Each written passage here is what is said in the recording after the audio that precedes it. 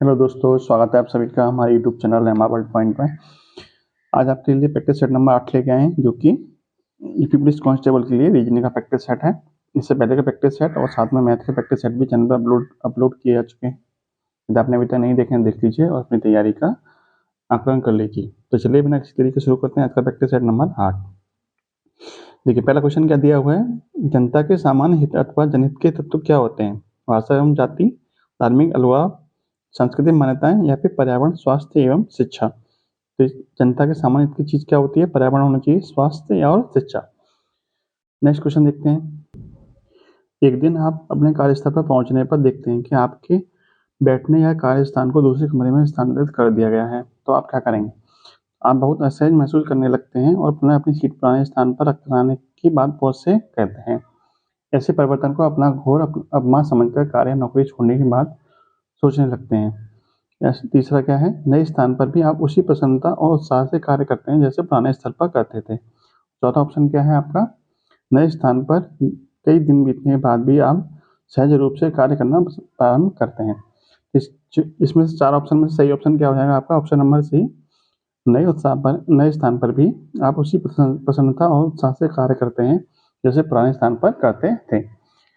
Next question देखते हैं। सांप्रदायिक सद्भाव स्थापित किया जा सकता है। कैसे स्थापित किया जा सकता है? केवल एक ही धर्म को पूरे देश में स्थापित करके नहीं, अल्पसंख्यकों के धार्मिक अधिकारों पर प्रतिबंध लगाकर, ये भी गलत है। सभी धर्मों एवं विभिन्न जातियों के लोगों की भावना एवं आकांक्षाओं का सम्मान करके। ये आपका क्या हो जाएगा? Right answer. नेक्स्ट क्वेश्चन देखिए आप। आपके अनुसार एक बालिका को कितनी शिक्षा मिलनी चाहिए? 10वीं कक्षा तक, 12वीं कक्षा तक, स्नातक स्तर तक, जहाँ तक वह अपनी क्षमता अनुसार शिक्षा ग्रहण करना चाहे वहां तक। आपका राइट आंसर क्या जाएगा? ऑप्शन नंबर डी, जितना चाहे उतना पढ़ाना चाहिए उसको। नेक्स्ट क्वेश्चन देखते हैं। निम्नलिखित में से कौन जनहित से संबद्ध नहीं है? पर्यावरण, स्वास्थ्य सुविधाएं, कानून व्यवस्था, रेस्टोरेंट एवं बार। देखिए, पर्यावरण भी जनता के हित के लिए है, स्वास्थ्य सुविधाएं भी और कानून व्यवस्था भी। लेकिन ये क्या है? ये आपका प्राइवेट चीज हो जाएगी, इससे कोई मतलब नहीं। ऑप्शन नंबर डी आपका क्या हो जाएगा? राइट। नेक्स्ट क्वेश्चन देखिए। जो व्यक्ति अलगाववादी प्रवृत्ति के होते हैं वे दूसरे विचारों का सम्मान करते हैं? नहीं करते। सभी धर्मों में एकता को जो व्यक्ति अलगाववादी प्रवृत्ति के होते हैं वो क्या करते हैं? दूसरों के विचारों का सम्मान करते हैं? नहीं करते हैं। सभी धर्मों में एकता को देखते हैं? नहीं देखते हैं। असहनशील होते हैं? बिल्कुल सही बात है, असहनशील होते हैं। आपका राइट आंसर क्या हो जाएगा? ऑप्शन नंबर सी, असहनशील। नेक्स्ट क्वेश्चन देखिए आप। अल्पसंख्यक आयोग को कानूनी अधिकार प्रदान करने वाला प्रथम राज्य कौन सा था? वो था Bihar. Option number C. Next question देखिए आप। अवैध गतिविधियों को रोकने में केवल पुलिस को आगे आना चाहिए, केवल जनता को आगे आना चाहिए, पुलिस के साथ साथ जनता को भी अपनी सक्रिय भूमिका अदा करनी चाहिए। अवैध गतिविधियों पर नियंत्रण असंभव है। देखिए, असंभव तो नहीं है, लेकिन क्या है, पुलिस के साथ साथ जनता को भी पुलिस का सहयोग करना चाहिए। उसके द्वारा क्या होता है? अवैध गतिविधियों को रोका जा सकता है। Right answer option number C. अगला क्वेश्चन देखते हैं। विधि के शासन की आधुनिक अवधारणा किसने दी है? मैकियावेली, लॉक, डेविस या रूसो? तो जो आधुनिक अवधारणा थी वो किसने दी थी? रूसो ने दी थी। Option number D. इमजी प्रणाली किससे संबंधित है? कंप्यूटर से, मोबाइल से, लैपटॉप से या इनमें से कोई नहीं? तो किससे संबंधित है? मोबाइल से। इमजी प्रणाली क्या होती है? जैसे मान लीजिए आपने किसी मोबाइल में सिम यूज की, उसके बाद में सिम निकाल के मोबाइल को बंद कर दिया। अब वो सिम जिस किसी मोबाइल में डालोगे तो उस मोबाइल क्या हो जाएगा? ट्रैक हो जाएगा। तो ये होती है एमजी प्रणाली। नेक्स्ट क्वेश्चन देखते हैं। देखिए, ए और बी क्रमशः भाई और बहन है, ठीक है। इसका डायग्राम बना लेते हैं साथ के साथ। देखिए ए और बी क्या है? भाई बहन है। तो ये और बी हो गया, ठीक है। ये भाई है और ये आपकी बहन है, ठीक है। सी पिता है ए का, सी ए का क्या है? पिता है, क्लियर। डी बहन है सी की, डी किसकी बहन है? सी की बहन है, डी सी की बहन है। ए सी पिता है ए का, डी बहन है सी की, ठीक है। उसके बाद कह रहा है कि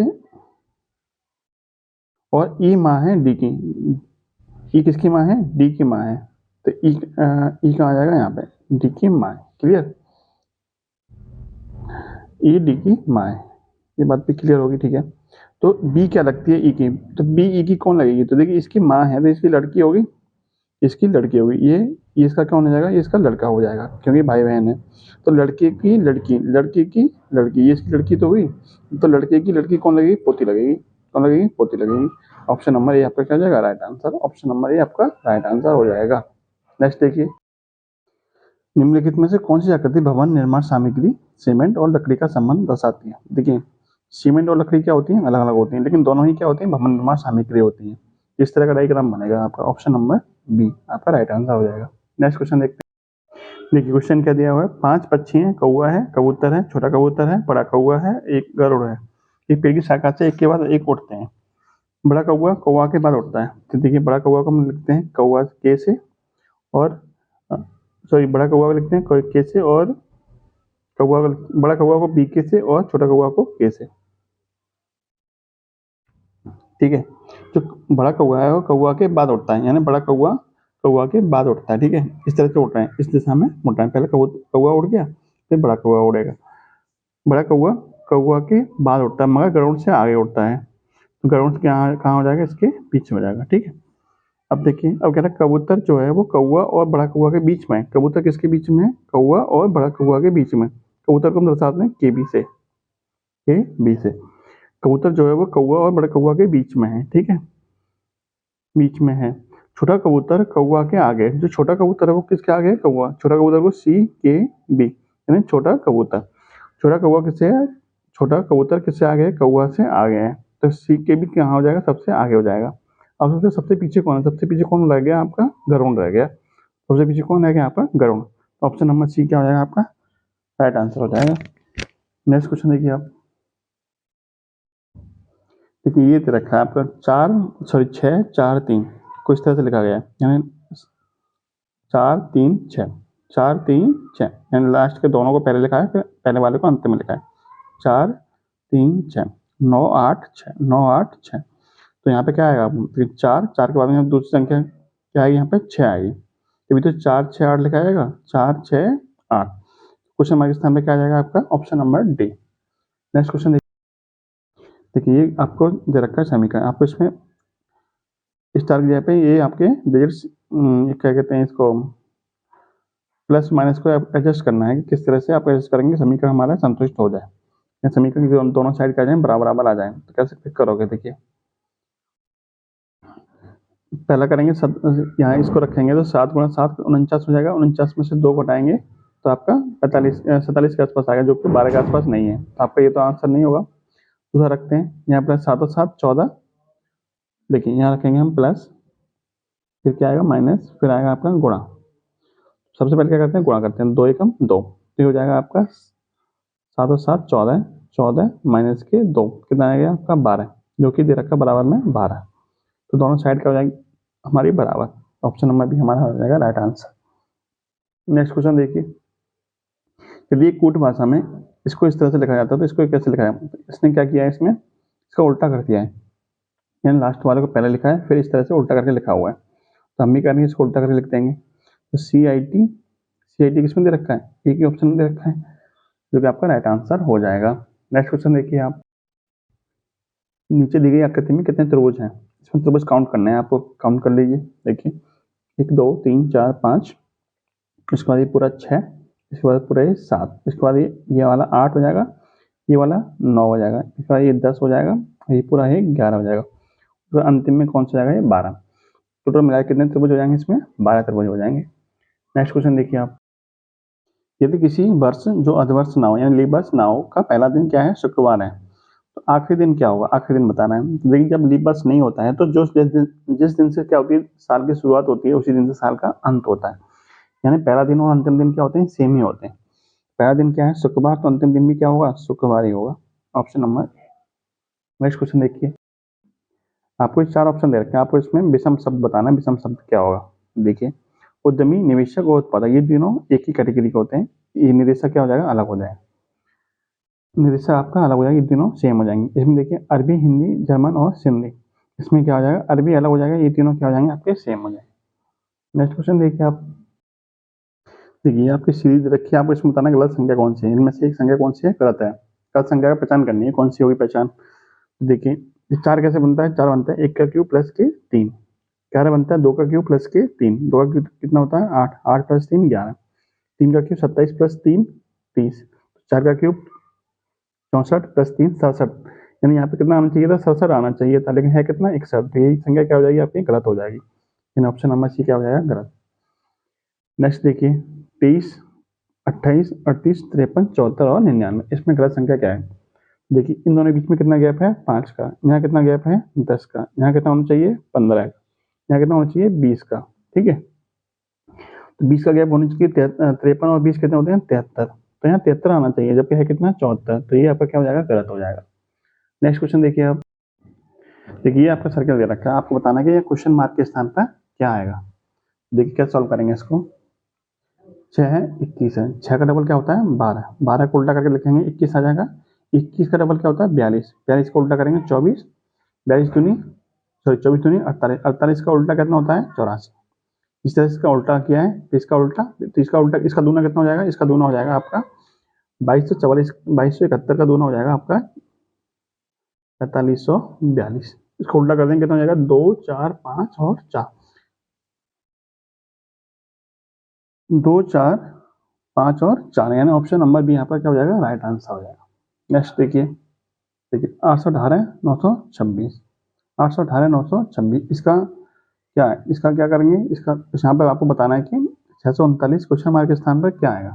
तो कैसे सॉल्व करेंगे इसे। देखिए इन दोनों का गैप करिए, इन दोनों का अंतर करिए, मतलब 926 और 818 का अंतर कितना होता है, 108। 108 में 4 का भाग करेंगे कितना आ जाएगा, 27। ठीक है, तो इन दोनों का गैप करिए, इन दोनों का गैप कितना आएगा, 64। और 64 में जब 4 का भाग करेंगे कितना आएगा, 16। इसका राइट आंसर भी कितना आएगा, 16। क्या करना है आपको, इन दोनों का अंतर करके 4 का भाग कर दीजिए। इन दोनों का अंतर करके 4 का भाग कर दीजिए, आपका राइट आंसर निकल के आ जाएगा। नेक्स्ट क्वेश्चन देखिए आप। कथन और निष्कर्ष वाला क्वेश्चन है। देखिए कैसे करेंगे इसको सॉल्व। विश्व की जनसंख्या हर वर्ष बढ़ती है। जनसंख्या विस्फोट के कारण विश्व की खाद्य समस्या हर वर्ष बढ़ती है। क्या करें, जनसंख्या नियंत्रण से विश्व की खाद्य समस्या कम हो जाएगी, ये बात सही है आपकी। नेक्स्ट देखिए, अधिक जनसंख्या के लिए अधिक खाद्य उत्पादन की आवश्यकता होती है, ये बात भी ठीक है। दोनों क्वेश्चन क्या है, आप निष्कर्ष दोनों के सही है, यहाँ दोनों निष्कर्ष निकालते हैं। जनसंख्या कम होगी तो खाद्य समस्या भी आपकी कम हो जाएगी, खाद्य का उत्पादन भी कम करना पड़ेगा। जनसंख्या नियंत्रण हो जाएगी तो आपकी खाद्य समस्या भी कम हो जाएगी। यानी दोनों निष्कर्ष क्या है आपके, सही है। ऑप्शन नंबर देखिए कौन सा सही होगा, ये ऑप्शन आपका एकदम सही है। नेक्स्ट देखिए, अनपढ़ लोग गरीब होते हैं, निष्कर्ष क्या निकाल सकते हैं, सभी गरीब लोग अनपढ़ होते हैं, ये गलत बात है। कुछ गरीब लोग अनपढ़ होते हैं, ये बात तो सही है। यानी ऑप्शन नंबर कौन सही हो जाएगा, ऑप्शन नंबर डी आपका एकदम सही हो जाएगा। नेक्स्ट क्वेश्चन देखते हैं आप। देखिए इसमें आपको दर्पण प्रतिबिंब बताना है, इसका दर्पण प्रतिबिंब क्या बनेगा। तो देखिए दर्पण प्रतिबिंब बनेगा तो ये वाला 0 इस वाले कोने पर आना चाहिए और ये वाला इस वाले कोने पर जाना चाहिए, जो किसमें है, ऑप्शन नंबर बी में है। अब बी आपका क्या हो जाएगा, राइट आंसर हो जाएगा। नेक्स्ट क्वेश्चन देखते हैं। मंत्री जी ने कानपुर में अपने समस्त कार्यक्रम रद्द कर दिए, वे वायु मार्ग से राजधानी चले गए। एक समाचार, इसके पीछे अवधारणा क्या है। ऐसे समाचार हमेशा मुख्य शीर्षक होते हैं, कानपुर और राजधानी के बीच वायु संपर्क है। देखिए ये क्या है, इसका निष्कर्ष है, अवधारणा नहीं है। अवधारणा का मतलब ऐसा क्यों किया, अवधारणा का मतलब किस क्या कारण था इस वजह से, ये तो क्या है, निष्कर्ष है। वायु मार्ग से राजधानी चले गए, इसका निष्कर्ष क्या हो सकता है, इसका निष्कर्ष ये हो सकता है कि वो दोनों वायु मार्ग से जुड़े हुए हैं तभी तो चले गए। ये क्या है, दोनों निष्कर्ष हैं, ये आपकी अवधारणा नहीं है। इसकी अवधारणा इन दोनों में से क्या है, कोई भी नहीं है। इसका राइट आंसर क्या हो जाएगा, ऑप्शन नंबर सी, ना तो अवधारणा 1 और ना ही अवधारणा 2 फॉलो करते हैं। देखिए नेक्स्ट क्वेश्चन देख लीजिए। देखिए ये आपके आंकड़े दे रखे हैं परसेंटेज में और आपका ये पाई चार्ट दे रखे हैं, आपको बताना कौन सा पाई चार्ट एकदम सही निरूपित करता है। देखिए आपको पता है कि पाई चार्ट में 360 डिग्री का कोण बनता है और परसेंटेज में 100% के बराबर होता है। तो जो 100% होता है वो किसके बराबर होता है, 360 डिग्री के बराबर होता है। ये डिग्री में होता है, ये परसेंटेज के बराबर होता है। तो 1% किसके बराबर होगा, 1% हो जाएगा 3.6 डिग्री के बराबर। 3.6 डिग्री के बराबर हो जाएगा, ठीक है। यानी 1% की वैल्यू हो जाएगी 3.6 डिग्री, यानी 360 में 100 का भाग कर देंगे, 3.6 डिग्री आ जाएगा। अब देख लीजिए, अब अपने ऑप्शन चेक करिए। देखिए पहला ऑप्शन क्यों होगा, क्यों नहीं होगा, क्योंकि इसमें विविध की परसेंटेज दे रखी, तो ये हमारा ऑप्शन नहीं होगा। लास्ट ऑप्शन क्यों नहीं होगा, क्योंकि इसमें भी विविध और उद्योग की परसेंटेज दे रखी है, तो ये हमारा ऑप्शन नहीं होगा। बी और सी में एक होगा, कौन सा होगा आप चेक कर लेते हैं। तो देखिए उद्योग कितना दे रखा है, उद्योग दे रखा है आपका 15%। 1% की वैल्यू कितनी है, 3.6। तो 15% की वैल्यू कितनी है, 15% की वैल्यू हो जाएगी 15 इंटू 3.6 यानी कि 54%। क्लियर। तो उद्योग 54% के बराबर होना चाहिए, इसमें कितना है 54%, इसमें कितना है 56%। तो ये हमारा ऑप्शन नहीं होगा, एक ही ऑप्शन बचा जो कि हमारा राइट आंसर हो जाएगा। नेक्स्ट क्वेश्चन देखते हैं। 100 बच्चों की एक कक्षा में 30 बच्चे एक प्रश्नोत्तरी क्लब के सदस्य हैं, 40 बच्चे संगीत क्लब के सदस्य हैं, 50 बच्चे किसी के भी सदस्य नहीं हैं। तो कक्षा कितने बच्चे दोनों क्लबों के सदस्य हैं? देखिए कुल मिला के बच्चे कितने थे? 100 थे, लेकिन बच्चे कितने हो गए? देखिए 30 और 40 70 70 50 120 हो गए। कितने हो गए बच्चे? बच्चे हो गए 120, लेकिन थे कितने? 100 थे, 120 बच्चे हो गए। तो इसका मतलब कुछ ना कुछ कॉमन हुए थे जो डबल जुड़े हैं। कितने डबल जुड़े हैं? तो इसको माइनस कर दीजिए, कितना हो जाएगा? 20। यानी 20 बच्चे दोनों में क्या थे? कॉमन थे, जिसकी वजह से वो डबल जुड़े हैं। ठीक है, नेक्स्ट क्वेश्चन देखते हैं। आपको बताना है कि इसमें से ये जो आकृति, इनमें से किस आकृति में निहित है? आपको बताइए जरा। देखिए ये तो यहाँ पे जा रहा है, ये इधर चाहिए, ये वाला नहीं होगा। ये इधर जा रहा है, ये भी नहीं होगा। ये इधर जा रहा है, तो ये भी नहीं होगा। एक ऑप्शन है जो इस तरह से मैच कर रहा है यहाँ पे, इस वाली लाइन पे। देखिए ये आपका क्या हो जाएगा? राइट आंसर हो जाएगा। नेक्स्ट देखते हैं। देखिए ये 4 आकृति, 3 आकृति दे रखी है, आपको बताना है कि इस यहाँ पे क्वेश्चन मार्क के स्थान पर कौन सी आकृति आएगी। तो देखिए किस तरह से घूमा है, ये आपका 90 डिग्री एंटी क्लॉकवाइज घुमा है। तो ये यहाँ पे है, इसका यहाँ पे है, इसका यहाँ पे, तो इस तरह कहाँ पर आएगा? यहाँ पे आएगा। कहाँ पे आएगा? इस तरह से यहाँ पे नुक निकल के आएगी। तो देखिए किस ऑप्शन में है इस तरह की नुक? देखिए ऑप्शन चेक कर लीजिए किस ऑप्शन में है। देखिए एक ही ऑप्शन ऐसा है जिसमें यहाँ पे इस साइड में निकल रही है। ये यहाँ पे क्या हो जाएगा? Right answer. नेक्स्ट क्वेश्चन देखते हैं। देखिए क्यू पुत्र है पी का, एक्स पुत्री है क्यू की, आर बुआ है एक्स की और एल पुत्र है आर का। तो एल क्या लगा? पी का। पी का क्या लगेगा? देखिए कैसे बनाएंगे डायग्राम। देखिए क्यू पुत्र है पी का, क्यू यहाँ बना लीजिए। जो पुत्र है किसका पुत्र है? पी का पुत्र है। ठीक है, अब क्या कह रहा है? एक्स पुत्री है क्यू की, एक्स किसकी पुत्री है? क्यू की पुत्री है। इस तरह से बना लिया। तो ये पुत्री को माइनस से दर्शाते हैं और पुत्र को प्लस से दर्शाते हैं। ठीक है, यानी मेल जेंडर को प्लस से और माइनस वाले को, फीमेल जेंडर को माइनस से दर्शाते हैं। अब देखिए एक्स पुत्री है क्यू की हो गई। उसके बाद में आर बुआ है एक्स की। एक्स की बुआ कौन है? आर। बुआ कौन होती है? पिता की बहन। तो ये पिता कौन था? क्यू था इसका, एक्स का। इसकी बहन कौन हो जाएगी? आर। चलिए ये बुआ है तो ये नेगेटिव हो जाएगा। अब एक्स की, आर बुआ है एक्स की, ठीक है, और एल पुत्र है आर का। एल किसका पुत्र है? आर का पुत्र है। एल पुत्र हो जाएगा, आर का पुत्र हो जाएगा। क्लियर। आपसे पूछा है कि एल पी का कौन लगेगा? पी का कौन लगेगा? ये बताइए। आर कौन लगेगी? पी की। ये इसका भाई बहन है ना, ये इसका पिता है, तो इसकी कौन हो जाएगी? पुत्री हो जाएगी। और पुत्री का लड़का कौन होता है? पुत्री लड़का देवता होता है। पुत्री का लड़का कौन होगा? देवता। देखिए इसका जेंडर क्लियर है, इसका जेंडर क्लियर नहीं। ये आपका ना, एल की ये पी नानी भी हो सकती है और नाना भी हो सकते हैं। तो लेकिन आपसे पूछा क्या? एल का जेंडर पूछा है, तो यानी एल पूछा, तो एल तो आपका पक्का ये तो प्लस ही है, यानी कि मेल ही होगा। तो कौन हो जाएगा? आपका देवता हो जाएगा। यानी पी का कौन हो जाएगा? ये देवता हो जाएगा। लेकिन यदि आपको पी के बारे में पूछता है पी कौन लगेगा एल का, तो इसका जेंडर क्लियर नहीं है, आप इसे कंफर्म नहीं कर सकते ये नानी होगी कि नाना होगा। लेकिन आपने एल के बारे में पूछा तो इसका तो कंफर्म है कि ये आपका देवता ही होगा। ठीक है, नेक्स्ट क्वेश्चन देखते हैं। देखिए देखिए परिचायक वाला क्वेश्चन दिया हुआ है। नीचे एक जोड़ दिया गया है जिसका प्रत्येक अक्षर एक विशेष अंक का परिचायक है, लेकिन कोई भी अक्षर 2, 6, 8 और 9 का परिचायक नहीं है। यानी हर अक्षर के लिए क्या है? अलग अलग कोड है, लेकिन कोई भी अक्षर क्या है? 2, 6 और 8 और 9 को कोड को डिनोट नहीं कर रहा है। तो देखिए इसको सॉल्व कैसे करेंगे। देखिए मैंने इसको पहले ही बताया था, इसमें दोबारा बता देता हूँ। तो ये क्या सॉल्व करेंगे, मैं आपको अलग से मैंने लिखा हुआ है, इसको देख लीजिए। इस तरह के सवालों को आपको ऑप्शन और क्वेश्चन दोनों को साथ साथ लेके चलना होता है। ठीक आपको बोला कि आर में डी जोड़ने पर आर ही मिल रहा है। जब आर में हम कुछ भी जोड़ें और हमें आर ही मिल रहा है तो मतलब डी की वैल्यू हमारी क्या रही होगी? तो डी की वैल्यू हमारी रही होगी 0। डी की वैल्यू हमारी कितनी रही होगी? 0 रही होगी। यानी आर में जब 0 जोड़ेंगे तभी तो आर मिलेगा। आर डी की वैल्यू 1 रखोगे तो आर कुछ तो अलग मिलेगा ना। वे डी की वैल्यू कितनी मिल जाएगी? यहाँ से हमें 0 मिल जाएगी। जैसे आपसे बोला जाए कि 5 में कितना जोड़ेंगे? 5 ही मिले तो आप क्या कहेंगे? 0 मिलेगा, 0 जोड़ा जाएगा।